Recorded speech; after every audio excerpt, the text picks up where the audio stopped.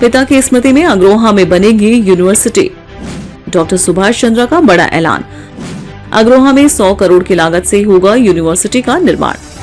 हिसार समाज सेवी एवं उद्योगपति स्वर्गीय श्री नंद किशोर गोयनका के निधन के बाद उनके परिवार ने उनकी स्मृति को चिरस्थायी बनाने की दिशा में बड़ा निर्णय लिया है। 13 जुलाई को उनके निधन और 15 जुलाई को हिसार में संपन्न हुए अंतिम संस्कार के बाद उनके पुत्र एवं पूर्व राज्यसभा सांसद डॉक्टर सुभाष चंद्र ने घोषणा की कि उनके पिता के समाज सेवा के आदर्शों को आगे बढ़ाने के लिए परिवार उनके नाम पर एक अत्याधुनिक विश्वविद्यालय स्थापित करेगा।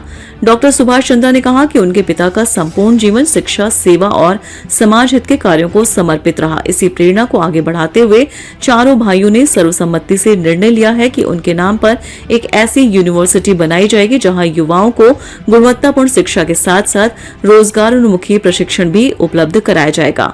उन्होंने बताया कि विश्वविद्यालय में पारंपरिक शिक्षा के साथ एक विशेष समाज सेवा और सामाजिक नेतृत्व पाठ्यक्रम भी शुरू किया जाएगा। इसका उद्देश्य युवाओं में सेवा, संवेदनशीलता और सामाजिक उत्तरदायित्व की भावना विकसित करना होगा ताकि वे केवल सफल पेशेवर ही नहीं बल्कि समाज के प्रति समर्पित नागरिक भी बन सके। डॉक्टर सुभाष चंद्र ने बताया कि प्रस्तावित विश्वविद्यालय का निर्माण अग्रोहा में करीब 32 एकड़ भूमि पर किया जाएगा। इस महत्वाकांक्षी परियोजना पर लगभग 100 करोड़ रुपए खर्च किए जाएंगे।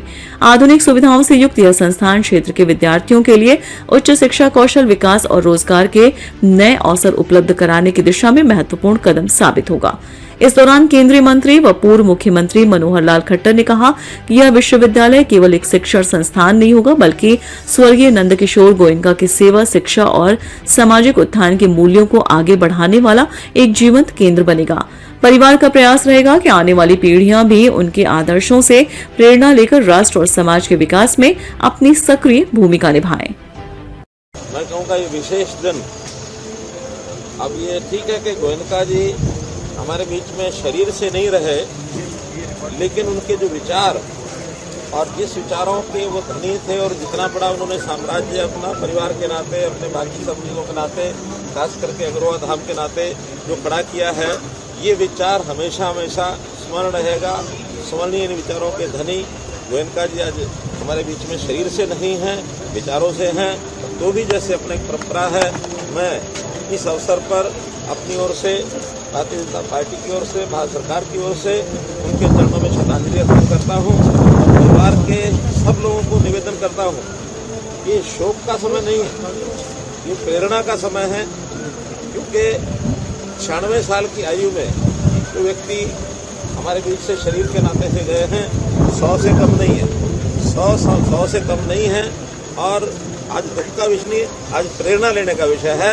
तो उनके वो भी दुख नहीं पाया। अच्छी बात यह है, मेरा उनका व्यक्तिगत संबंध 1992 में लगातार, आप लोगों में से अगर कोई स्थान से परिचित हो तो आज से 34 साल पहले गोयनका जी के साथ मुझे लगभग 2 महीने रहने का यहाँ अवसर मिला।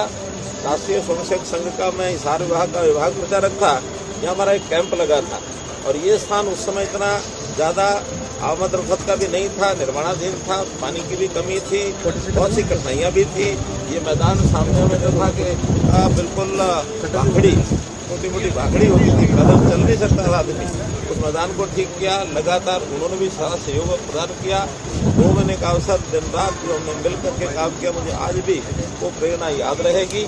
मैं पुनः अपनी ओर से उनके चरणों में श्रद्धांजलि अर्पित करता हूँ।